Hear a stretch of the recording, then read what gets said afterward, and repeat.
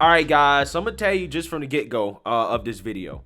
I historically on my channel have backed the blue. Okay, I've thoroughly backed the blue. Okay, and one of the reasons why is because I believe that law enforcement is essential to maintaining law and order in our society. Okay, and the men and women that do that job, right, are some of the bravest among us, because if anybody knows what police officers have to deal with on a daily basis, it is not an easy job, right? It's not an easy job.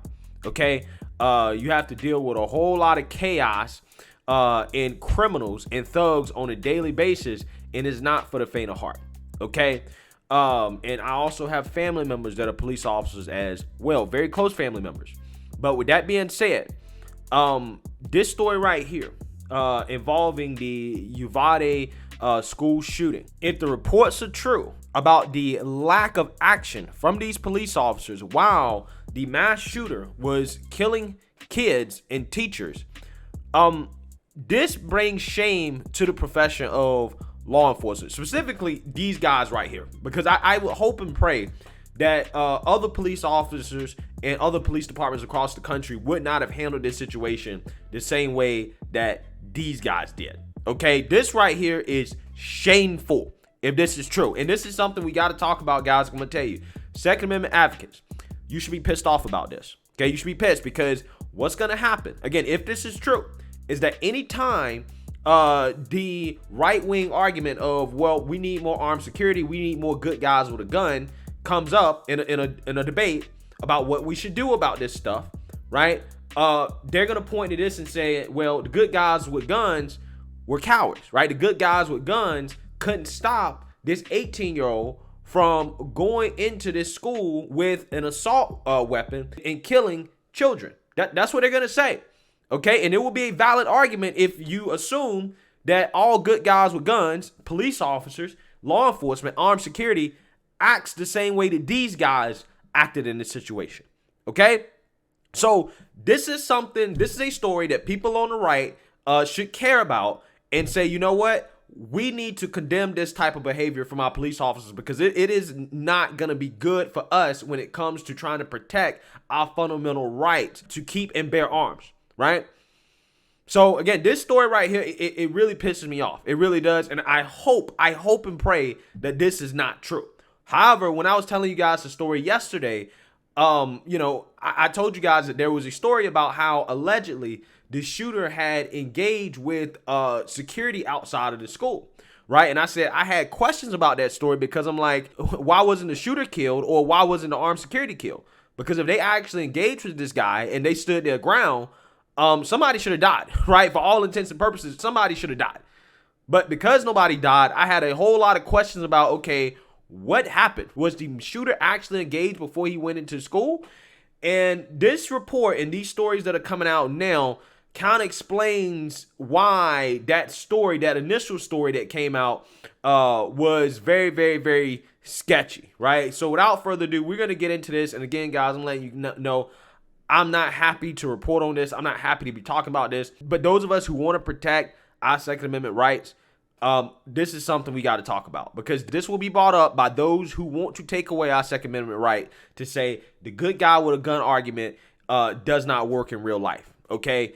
Because of the actions or the lack of action from these police officers. So let's go ahead and read about this. As allegedly, the police waited to enter the Texas school as the shooter went on a killing spree, according to witnesses. Now, there is video here of police officers actually outside of the school with parents, and they're just kind of standing around. Okay, these police officers have tactical gear on, and nobody's really doing anything while this school shooter is inside. Okay, now this looks bad. Right, this looks bad. So yeah, this is some of the footage that came out, and this goes along with some of the testimony that we're getting from the witnesses and the parents that were actually in this situation, waiting outside of school while this shooter was inside killing children. So let's actually read about this. The teenage madman who slaughtered 19 kids and 2 teachers in a Texas school spent more than 40 minutes inside as witnesses desperately urged police to charge into the building. It was revealed Wednesday. Wow. So Apparently, the school shooter was inside for more than 40 minutes as police were outside of the building, and parents and witnesses outside of the building were urging police to go into the building to try to stop him. And they just refused. They was just like, no, we're not going to go inside. This is bad. This is not good. This is not good.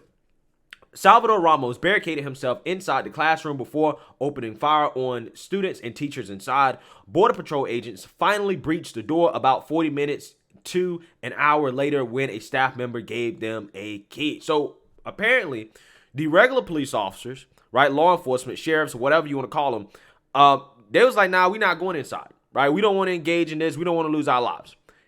It took Border Patrol agents, right, people who don't really even deal with these types of issues.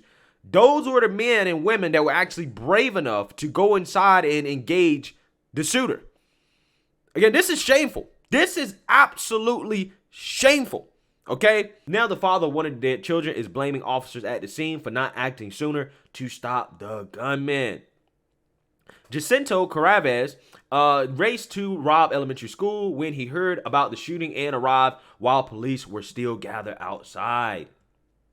While he anxiously watched the officer stand outside the daughter's school, he suggested storming into the school building himself along with other civilian bystanders. Quote, let's just rush in because the cops aren't doing anything they're supposed to do. He said he told other onlookers more could have been done. Quote, there was at least 40 lawmen armed to the teeth but didn't do a darn thing until it was too late. Cazares, the father of a 10-year-old victim, Jackie Cazares, told ABC News. Okay, so you got 40 police officers, guys. 40 police officers outside, and they did nothing. They were scared. They was like, we don't really want to go in here and do this. Now, don't get me wrong. I'm not a police officer. Okay, so, there's only so much I can say, but if you sign up to be a police officer and your job is to protect and serve, then why didn't they do that in this situation? Now, don't get me wrong. I get the whole come back home to your family thing at the end of the day. I get why there's that certain mentality among police. I get it. I understand it 100%. Again, keep in mind, I have family members that are police officers, right? So I understand it. I get it, right? And that's why when police officers are dealing with some of these hoodlums and these thugs and criminals in the streets, I am very sympathetic towards police officers who do have to use deadly force because, hey, when you're dealing with a situation where you got somebody that might kill you, right? Some random dude that you're dealing with, some thug and criminal on the street. I think it's justified when police officers in a lot of cases do use deadly force, okay? Because at the end of the day, why give up your life for this thug or criminal? But that's not what we're talking about here, right? We're talking about kids being killed on your watch when you could have done something about it. You could have rushed into the school and tried to take the guy out, right? You could have saved lives. Again, we're paying a ton of money, taxpayer money, to have law enforcement, right? And if law enforcement is useless in a situation like this when it comes to protecting our kids, then why do we have them for? Why do we have them? Because in this situation right here, all these guys, they should have just gave up their guns and their tactical gear and their armor, and they should have just gave it to the parents that wanted to go inside. They should have just gave it to them. Let them go inside and do it. If you're not going to do it, let them go inside and do it. And I'm pretty sure a lot of these parents were unarmed. They was like, no, I want to go in there and save my child. But they couldn't because they had law enforcement out there telling him, no, they can't go inside. While the law enforcement themselves, the people that are supposed to be there to protect and serve, were doing nothing. Again, this right here is called cowardice, right? In old military law, cowardice used to be punishable by death. Now, obviously, I don't want that to happen, but I'm just saying, that's how bad this is. That is what this is the equivalence of, in my opinion, right? Retreating on the battlefield. That's what this is the equivalent of. And if this story is true, at the very least, all these officers should be fired immediately, if this is true. Because again, what are you here for if you can't even protect children in a situation where you need to go in and do what you got to do? Look at the guy doing a Buffalo shooting. That guy was a retired police officer. He was just an armed security guy. He probably wasn't getting paid as much as these guys are getting paid. And don't get me wrong, I think police officers should get paid a whole lot more than they get paid. But yeah, the guy in Buffalo, he was a retired police officer. He didn't run away. He engaged with the suspect, and unfortunately he died, but he tried to save lives.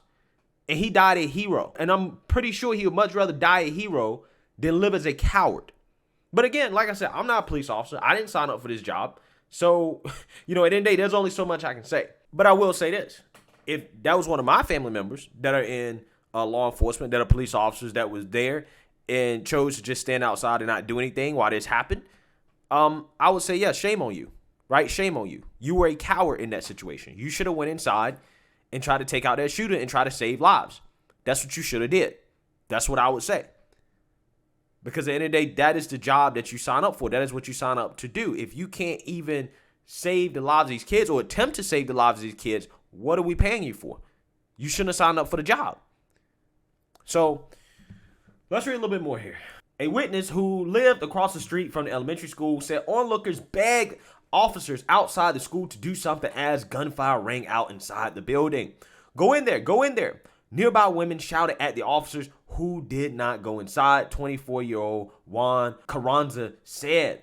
Local police, state police, and 80 Border Patrol officers swarmed to the scene. 4 of the 80 Border Patrol officers entered the school building and killed Ramos, according to a Customs and Border Protection official. Again, God bless those 4 Border Patrol agents who were brave enough to go inside and to kill the suspect, right?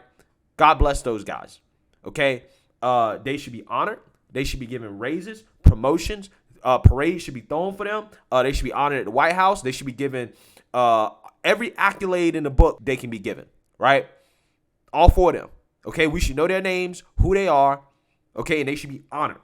Everybody else, specifically those police officers that was there initially that waited outside for 40 minutes, yeah, they should live in shame.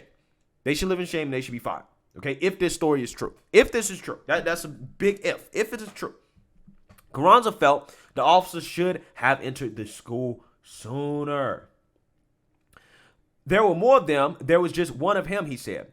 U.S. Border Patrol Chief Raul Ortiz said in a Wednesday interview with CNN that as soon as the Border Patrol officers arrived, they didn't hesitate. They came up with a plan. Ortiz told the outlet they entered that classroom and they took care of the situation as quickly as they possibly could. Again, this is what the police officer should have done. This is what the sheriff should have done, right? That was out there. That's what they should have did.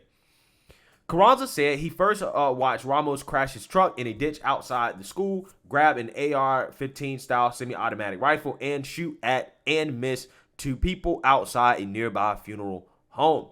The mass shooter then fired at a school district security officer, ran inside the elementary school, and shot at 2 arriving Uvalde police officers outside the building, according to a Texas Department of Public Safety spokesperson who added that all 3 officers were injured. It's unclear whether the school security officer shot back at Ramos. Okay, so this is what I was telling you guys about in my video yesterday, right? It's unclear in regards to what happened at this juncture of the incident, right? Apparently, this guy had just shot his grandma, and apparently his grandma's not dead, despite the initial reports that he killed her. Apparently, he shot her, and she's still alive. But he grabbed a truck and crashed the truck in a ditch outside the school, got out with his gun, and shot at 2 people at a nearby funeral home. Now, again, initial reports sounded like, oh, that law enforcement tried to engage him as soon as he got out of the truck. That's what it sounded like, but that's not what happened. What actually happened is that he was shooting at some other folks, right? Allegedly. And then he fired at the school district security officer. And at that point, we really don't know if the security officer stood his ground, right, and tried to take on the shooter, or did he run away? It sounds to me like he probably ran away, because if he did try to engage the shooter, then somebody should have died, right? Somebody should have died. Either the shooter should have died or the security officer should have died. If that security officer ran away, he should be fired. Again, this is why I said when it comes to my solutions, yes, we should have more armed security at these schools and make sure that these are people that are willing to give their lives for these kids that are not going to run away like this, okay? And there should be steep punishments for security officers who are supposed to be there to protect these children that do run away in situations like this. Now, do we know whether or not he ran away for sure? No, but at the same time, I'm just saying, I wouldn't be surprised to hear that, considering that this guy actually got inside of the school, even though he was confronted by the security officer, right? So with that being said, apparently there were 3 other officers that arrived outside of the building, okay, and the shooter shot at them and injured them. Okay, so I can understand why, they didn't go inside. They were injured. I get it. Okay, and that's probably what scared a bunch of those other police officers, is that they saw that these police officers had got shot and injured, and they was like, nah, I'm not about that life, right? I'm not about that life. It's probably what a lot of these guys said. Okay, that to me sounds like the most plausible explanation for what's going on here. Ramos barged into one classroom, locked the door behind him, and reportedly began massacring 4th grade students and their teachers, according to the Public Safety Department. Department of Public Safety Director Steve McCraw said it was within 40 minutes or so from where the 18-year-old opened fire on the school security officer that the Border Patrol team shot him. The specialized SWAT-like team known as the Border Patrol Tactical Unit struggled to breach the classroom door and had to get a staff member to open it with a key. A law enforcement official who requested an anonymity told the Associated Press. Cazares said the officers needed better tactical training and were unprepared. No, that's not it. It's not they needed better tactical training or that they were unprepared. No. They just were scared. They didn't want to go inside. That's what happened. The situation could have been over quicker if they had better tactical training, and we as a community witnessed it firsthand, he told ABC News. He also said young people like the 18-year-old who killed his daughter shouldn't be able to buy guns. Quote, I'm a gun owner and do not blame the weapons used in this tragedy.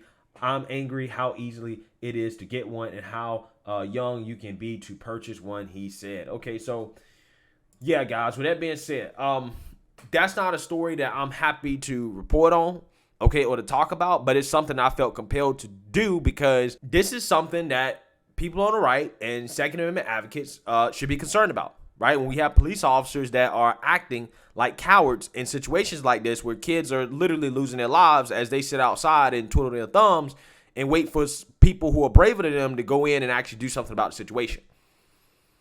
Because at the end of the day, it really is going to play a role in policy making moving forward, and it's going to be used by those who want to take away our Second Amendment rights to say, hey, you know what, the good guy with the gun argument, those good guys are cowards. When we know for a fact that not all good guys with a gun are cowards, not like these guys, right? There were people like these parents who, should have been armed, right? That was more than willing to go in and do what they had to do. Okay, even though it's not necessarily their job. Well, I mean, as parents, they want to protect their kids. So, yeah, I guess it is kind of their job. But at the same time, it's like, they're not actually law enforcement. These guys should have did that. And we need people in law enforcement who are willing to sacrifice their lives for kids and children. We don't need guys like the guys that allegedly stood outside and did nothing, right? Those guys don't need to be protected and serving. I'm just being 100% real, okay? So that being said, I hope that this story is not true. I hope that this is not what they did. So yeah, again, I'm not happy to talk about this. This is something that, again, really, really, really disturbs me. And I hope that something is done about this. I really do. So let me know what you guys think. Make sure you like, comment, and subscribe. Most importantly, share a Black conservative perspective. Peace.